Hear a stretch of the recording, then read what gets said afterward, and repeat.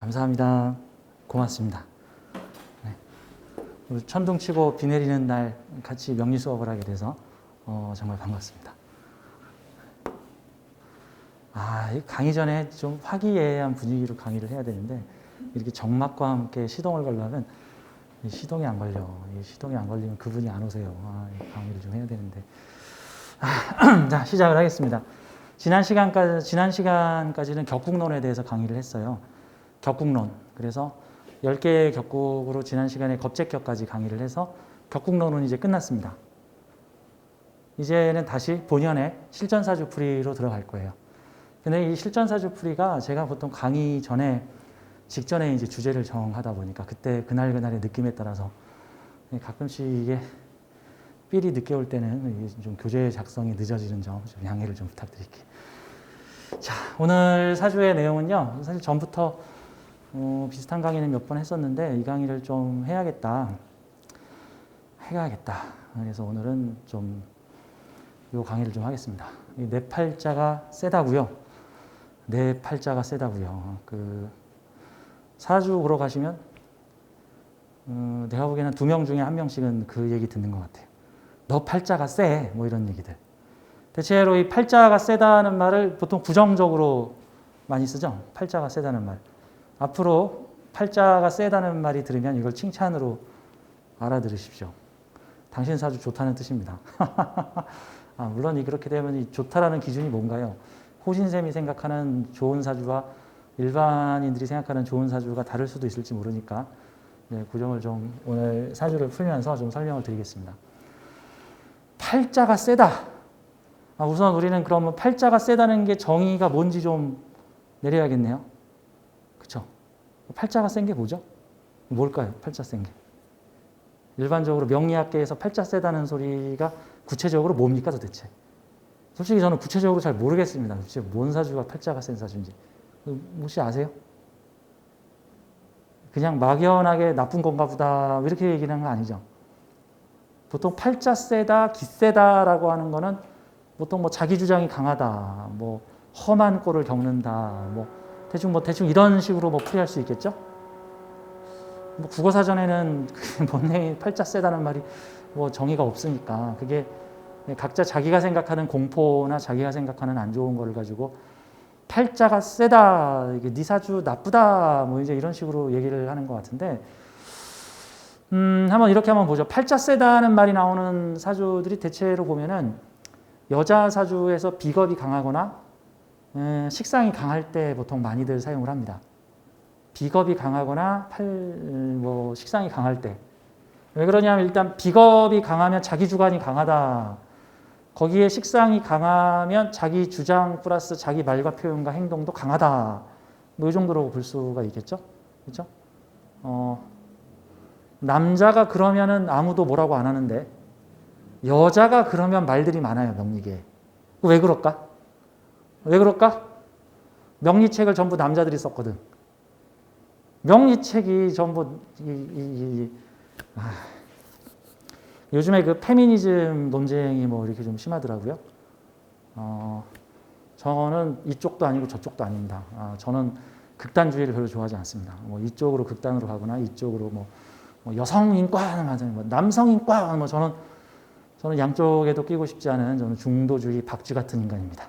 저는 딱 중간에 쓸 겁니다. 근데 너무 한쪽으로 기운 거는 좀 조정을 해야 되는데 이 명리업계에 뿌리 깊은 남존여비 요거는 좀 짚고 넘어가야 됩니다. 그래서 현대시대의 사주를 푸는 분들은 좀 이 불필요한 남존여비로 인한 사주 해석의 왜곡을 좀 수정하고 가세요.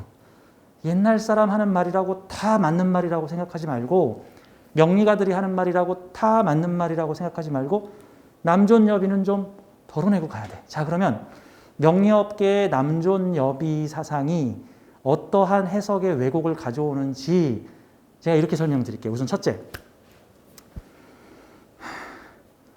남자 사주에서는 그 사주가 능력 있는 거를 매우 반겨요. 능력 있는 사주라 그래. 그러면 남자 사주가 비겁과 식상이 강하면 줏대 있고 표현 잘하는 뭐 그런 사람으로 이제 능력 있고 실력 있는 사람으로 보통 얘기를 하는데, 여자가 줏대 있고 식상 강하면 뭐라 그래요? 싸가지 없는 년, 남자 잡아먹을 년, 기센 년. 이게 왜 이런 소리가 나오냐면, 왜 이런 명리업에서는요, 명리의 세계관의 고전적 세계관에서는 여자가 잘난 건 죄악이에요. 여자는 남자보다 못나야 해요. 여자가 남자보다 잘난 거를 기센 여자라고 하는 거예요. 팔자 센 여자라고 하는 거고. 그러니까 앞으로 여자분들이 사주를 보러 가셨는데 기가 세네. 팔자가 세겠어. 라는 말은 당신이 남자보다 능력이 뛰어나다 라는 소리로 들어야 돼요. 옛날에는 근데 이제 문제는 그러면 그거를 까놓고 보면 그거 나쁜 말 아니잖아.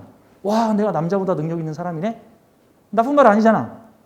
근데 사람들이 쇠뇌가 돼 있어. 쇠뇌가. 여자가 남자보다 잘난 것은 죄악시예요. 그래서 잘난 여자라는 표현이 명리계에 없어. 옛날 책 아무리 뒤집어 봐도 이 여자는 능력이 출중하고 뭐 이런 얘기 한마디도 없어. 대신은 뭐라고 표현되어 있냐면 능력이 출중한 여자를 기센 년, 가업을 이을 년, 팔자 센 년, 남자 잡아먹을 년이라고 표현하고 있어요. 이거 명백한 불합리죠. 그렇죠? 제가 보기에는 여자 명리가들이 이렇게 얘기를 하면은 막 이렇게 막 여자라서 저런다 할 것 같아. 이게 남자 명리가가 이렇게 얘기를 해야 돼. 남자 명리가가. 이거 잘못된 거잖아. 아니, 여자 사주가 능력 있으면 커리어 우먼이라고 해야지. 능력 있는 여자, 잘난 여자, 남자보다도 더 뛰어난 능력을 가진 여자. 박수를 쳐줘야지. 이게 꼭 무슨 뜻이냐면은 요즘에는 이런 일이 없는데 과거에는 이런 일들 많았어요. 그 회사에서 이제 사원을 줄이려고 하면은 줄 여자부터 먼저 잘라. 야, 남자들은 직장 다녀야지. 야, 니들이 좀 양보해라. 뭐 이런 식으로. 뭐 승진할 때도 여자가 잘나면 야, 이 사람은 가장이잖아. 넌 결혼하면 뭐 남자가 먹여 살려줄 거잖아. 뭐 이런 식으로 너가 좀 양보해라. 뭐 이런 식으로. 승진에서도 좀 밀리죠. 이 명리업계에서는 정말 차별이 심해요. 그러니까 이게 뭡니까? 능력 있는 여자한테 능력 있는 여자다. 남자보다도 능력 있는 여자네. 이렇게 얘기를 하지 않고 팔자 센 년, 기센 년, 남자 잡아먹을 년, 가업을 이을 년.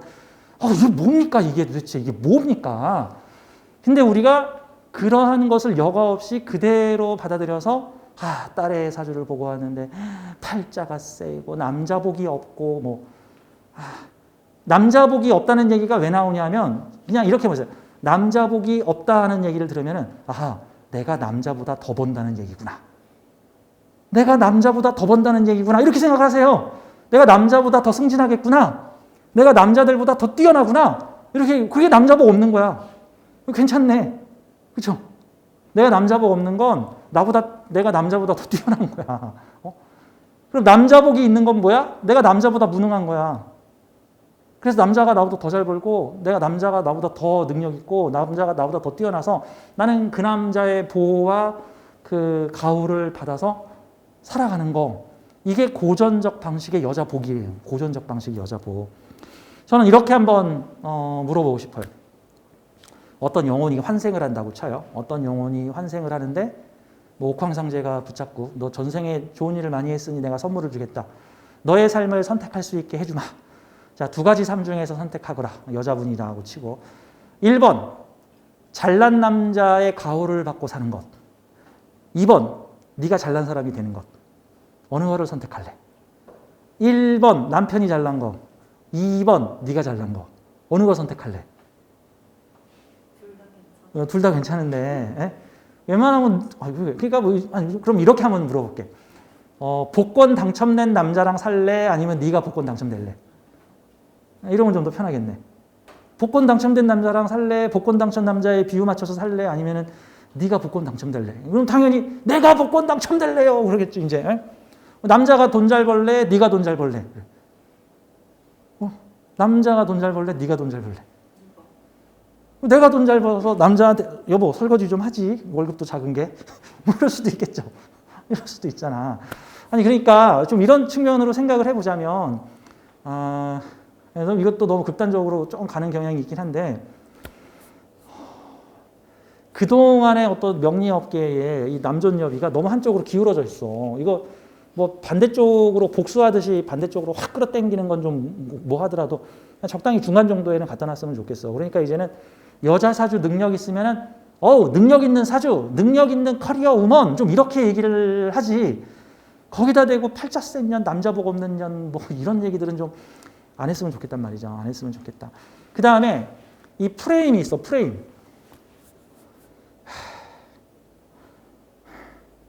이 성숙한 영혼들은 프레임에 갇히는 걸 별로 좋아하지 않습니다.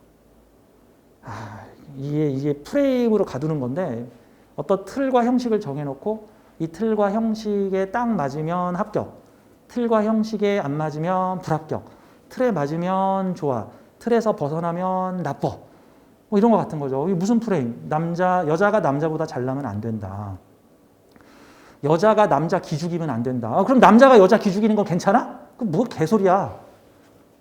여자가 남자 기죽이면 안 된대. 그럼 남자도 여자 기죽이지 말아야지. 서로가 기죽이지 맙시다. 뭐 이래야지. 왜 여자가 남자 기죽이면 안 된다. 뭐 이런 말은 있고 남자가 여자 기죽이는 건 된다. 뭐 이런 식이야. 이거 말도 안 되잖아.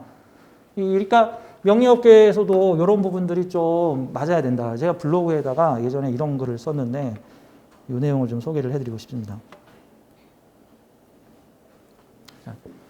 이게 제가 2018년도에 썼던 글인데 명리 칼럼. 명리에 뿌리 박힌 지독한 남존여비. 남성의 권리나 지위 등을 여성보다 우위에 두고 존중하고 여성을 천시하는 사상 및 태도. 요즘 현대사회에는 이게 남존여비가 이제 어느 정도 이제 평준화되고 있어요. 근데 요즘 보니까 뭐 여성가족부를 없애자 뭐라고 해가지고 요즘 한참 그 페미니즘, 안티페미니즘 이런 식으로 좀 나오는 것 같더라고요. 그냥 평준화하면 되지. 그러니까 중간 정도 가면 되는 거지. 너무 이쪽으로 가 있는 거를 복수하듯이 확 저쪽으로 땡기겠다고 하지 말고 중간 정도로 가면 되잖아. 중간 정도로.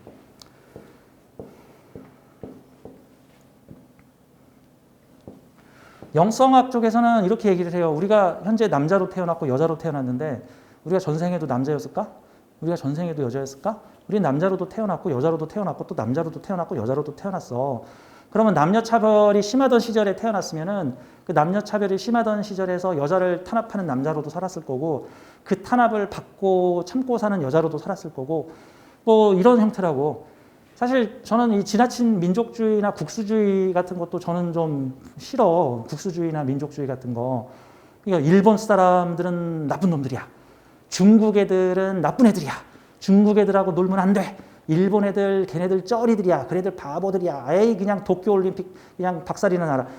이런 식으로 타 민족들을 이렇게 비하를 하는데 본인이 전생에 일본에서 안 태어났을까? 전생에 중국에서 한 번도 안 태어났을까? 영혼들은 환생을 하면서 이 나라 저 나라를 골고루 태어나. 다 이슬람 민족주의자로 태어나기도 하고 기독교 원리주의자로 태어나기도 한다고. 이슬람 지도자가 돼서 기독교와 싸웠을 때도 있고 기독교 지도자가 돼서 이슬람하고 싸웠을 때도 있다고.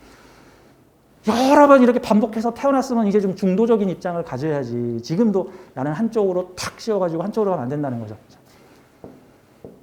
예전에 남녀공학에서 이런 뉴스가 있었어요. 남녀공학에서 대체로 남학생과 여학생이 공부를 하면은 보통 중학교, 고등학교에서 여학생들이 남학생들보다 학업 성적이 더 나오는 경우가 많아요. 아무래도 활동적인 남자들보다 여성들의 그 어떤 그 안정된 그런 것들이 학업 성적에서 유리할 수 있겠죠.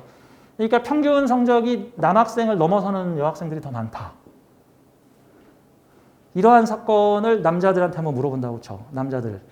여학생들의 학업 성적이 더 높은 거에 대해서 어떻게 생각하십니까? 그러니까 1번 남학생. 여자애들이 남자를 이겨먹으려고 하니 나라가 망하겠어요. 완전 꼰대죠. 2번 남학생. 못생기니 공부라도 잘해야겠죠. 뭐 이런 거. 3번 남학생. 여학생들이 공부를 더 잘하는 것은 사실이니 솔직히 인정하고 우리도 열심히 해야 됩니다. 아니 3번이 정상 아닌가? 근데 사실 1, 2번이 더 많어. 1, 2번이. 1, 2번이 더 많다고. 1번과 2번 남학생은 찌질이 병신이다. 아니 3번 남학생이 남자죠. 아니 정확히는 3번이 정상이고 1, 2번이 찌질이 병신이죠. 명리 선생님이 이렇게 말을 함부로 해도 됩니까? 저도 성인군자가 아니니까. 전 성인군자가 아닙니다. 이 보세요. 명리와 관련된 고서들의 통변과 관례들에서는 남녀를 어떻게 보는가?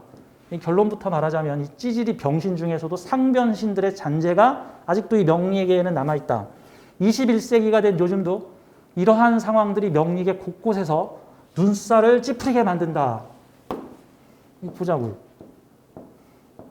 이게 제가 쓴 게 아니라 어느 분 명리 강의에 이렇게 올라왔어. 어? 남자를 무능하게 하는 살이래. 이 괴강살이. 그러니까 여자 사주에 괴강이 있으면 남자를 찌질이로 만든대. 찌질이 된 남자가 병신이야? 아니면 여자가 문제야? 아, 여자가 잘난 게 문제야? 지금 이게 무슨 문제야? 1, 2, 3등 하는 애들 때문에 3, 4등 애들이 피해를 보잖니? 뭐 이런 논리잖아. 아, 이게 왜 말이야, 방구야? 1, 2등 하는 애들을 지금 문책하는 거잖아. 야, 니들 때문에 3, 4등 애들이 기가 죽었잖아. 이런 소리잖아. 왜 여자가 힘이 세냐고? 왜 여자가 기운이 강하냐고? 왜 남자를 왜 힘없게 만드냐고? 여명의 괴강살이 있으면 남자를 무능하게 만든다는 어떤 명리학 강의의 표지다. 앞서 예시를 든 여학생이 남학생보다 공부를 잘했어. 남학생이 공부를 못한다는 이 비겁하고 찌질한 병명과 무엇이 다른가? 명리에서 백호 괴강 양이는 프로의 별이다. 리더십을 가지고 남을 이끄는 운명을 가지고 있다. 단순히 성정이 흉폭하고 사고로 비명행사하고 남봉꾼의 산적두목으로 치부하는 것은 무지의 소치다. 더욱이 여자가 괴강살이라 내가 무능하다고 변명하는 남자라면 그건 아주 찌질이도 상찌질이죠. 자네 왜 그러나? 제 와이프 사주를 봤는데요. 제 와이프 사주가 백호 괴강이에요. 그래서 제가 힘을 못 써요. 이거 누구 문제야? 부인 문제야? 부인 문제냐고 이게 문제. 분발해야지. 그러면 본인이 분발해야지. 불과 우리의 할머니 시대만 해도 여자에게 교육을 안 시키려 하던 무지몽매한 환경이 인간 세계의 발전을 가로막았다. 저희 어머니가 가끔씩 이런 얘기를 하세요. 저희 어머니가 이제 40년대에 태어나셨고 이제 50년대, 60년대에 학교를 다니셨는데 시골에서 태어났는데 식구 많은 집에 첫째딸이었어. 그랬더니 어머니를 일꾼으로 부려먹었어. 밑에 있는 남동생들만 대학교 보내고 위에 있는 여자들은 학교를 안 보냈어. 특히 우리 어머니는 일꾼으로 썼어. 일꾼으로. 근데 어머니가 중학교 때 나 학교 갈 거야. 나 일하기 싫어 했는데 저희 할머니가 저희 어머니의 책가방을 불 속에다 집어넣어서 태워버리고 학교 가지 마. 무슨 여자가 학교를 가. 무슨 중학교를 간다는 거야. 초등학교만 나오면 됐지. 일을 시키셨어요. 저희 어머니가 문학소녀였는데 학교에서도 글도 잘 쓰고 공부도 엄청 잘하시는 문학소녀. 저희 어머니가 시집도 한 5권 내셨거든요. 소설도 쓰시고 시집도 쓰시고 신기도 받으시고. 근데 책을 갖다 버렸어. 그 당시에는 남자만 교육시켰어. 여자가 무슨 교육이야. 빌어먹을 무슨 교육이냐고 여자가. 근데 그 시대는 그냥 그게 당연했어. 그냥 어떻게 보면 시골에서.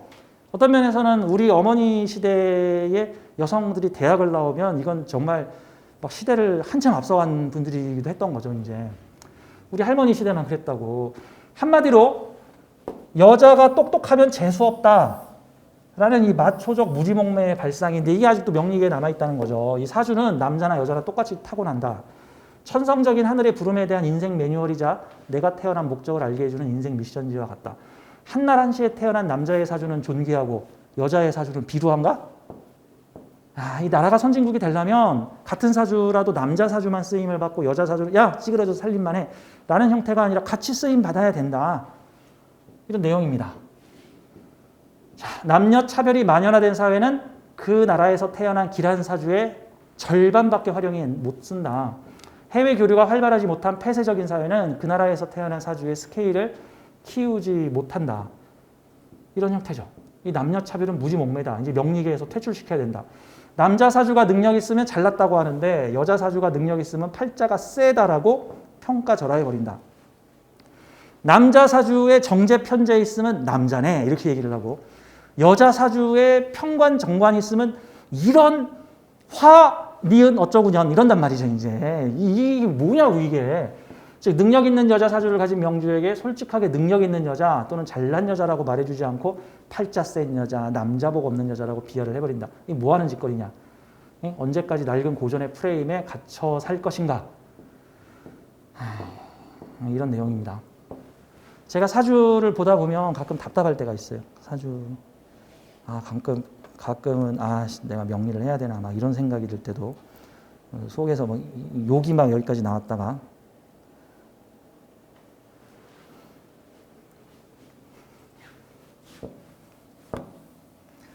내 팔자가 세다고요. 내가 곧 죽을 팔자라고요. 그냥 이분 사주 한번 보죠. 이분이 저하고 사주 상담을 하시는데 제가 이제 이 프라이버시 보호를 위해서 일체 이분에 대한 개인정보는 얘기하지 않겠습니다. 근데 이제 이 여자분께서 저한테 상담을 신청하셨는데 예, 무엇이 궁금하십니까? 라고 물어봤더니 제 사주가 너무 나쁘다는 걸 알았어요. 제 사주가 너무너무 나빠요. 큰일 났어요. 어디서 사주를 보니까 나 때문에 남편이 안 된대요. 근데 지금 남편이 회사가 지금 조금 불안불안해요. 나 때문에 그런 것 같은데 제가 이혼을 해야 되나요? 아휴, 말도 안 되는 소리냐고. 솔직히 21세기에 이게 뭐냐고, 21세기에.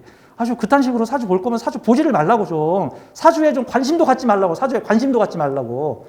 아니, 물론 사주에 관심 안 가지면 또 다른 걸 관심 가져가지고 거기서 재수없는 소리 온팡 듣겠지만, 이게 뭐냐고, 이게 정상적인 사람이냐고, 이게. 저는 이게 답답해요, 답답해. 봅시다. 이 사주가 왜 그런 얘기가 나왔을까? 딴 데 가서 사주 보니까. 왜 남편 안 된다는 소리가 나왔을까? 이 사주가. 딴 데 갔으면. 대충 사주를 보면 이 사주 나쁜 말하기 좋아하는 명리가한테 가면은 안 좋은 소리 온팡 듣겠구나. 온팡 듣겠구나. 같은 거네. 또 내가 열심히 1시간 동안 설득하고 떠들어가지고 이 사람을 다시 원점으로 돌려놔야겠구나. 이게 웬 에너지 낭비인가. 하던 거죠. 자, 여자가 백호 괴강에다가 식상이 강해서 남자를 치고 있다. 이런 내용이에요. 이제 이 사주를 다른 데 가서 그렇게 얘기한 명리가들이 많았겠지. 근데 그렇게 배우신 분들도 아마 옛날 사주의 프레임에 따라서 배우셨겠죠. 그렇죠? 여자가 잘나면 안 된다라는 프레임이죠. 여자가 남자를 이겨먹으면 안 된다. 여자가 남자를 이겨먹으면 안 된다. 그러니까 여자의 식상이 관성을 누르면 안 된다라는 거죠. 그게 명리학적으로는. 아니잖아. 이 관성 가르치는 사주잖아. 이렇게 되면. 관성 다스리는 사주잖아. 근데 이게 정임합으로 관성이 그걸 반기고 있잖아. 지금. 자사합으로. 충돌하는 게 아니잖아. 지금 합으로 붙었잖아. 관에서 필요한 능력을 사용하는 여자라는 뜻이잖아요. 지금 이 사주가. 관에서 필요로 하는 능력. 내 식상도 강하지만 관성도 강하잖아. 그럼 이게 잘난 회사에서 잘난 내 기술 제공하는 사람이잖아. 그럼 이런 형태의 사주는 천간의 식신재살이잖아. 지지의 상관합살이고 식신재살의 상관합살이면 능력과 수완이 뛰어난 사람이라는 뜻이잖아요. 문제 터지면 척척 해결하는 사람이라는 뜻이잖아. 문제 터지면 척척 해결하는. 문제 터지면 난 몰라요. 나 좀 도와주세요. 이게 아니잖아. 야, 비켜봐. 내가 해볼게. 이런 형태인 거잖아, 이게. 이게 내 능력이잖아, 내 능력. 근데 능력만 있는 게 아니잖아. 게다가 내 생각과 내 노하우와 내 마인드까지 가지고 있는 내 철학을 가지고 일을 하는 사람이잖아. 이렇게 되면은. 이 사주가. 그런 느낌이죠. 자, 우선 그 명리학계의 그 백호 괴강살에 대한 괴담부터 좀 짚고 넘어갑시다. 백호 괴강에 대한 괴담부터.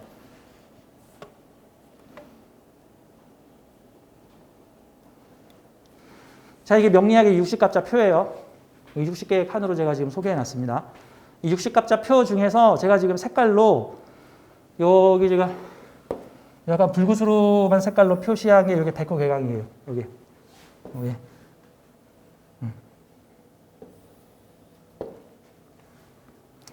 이게 지금 백호 괴강입니다. 백호 괴강.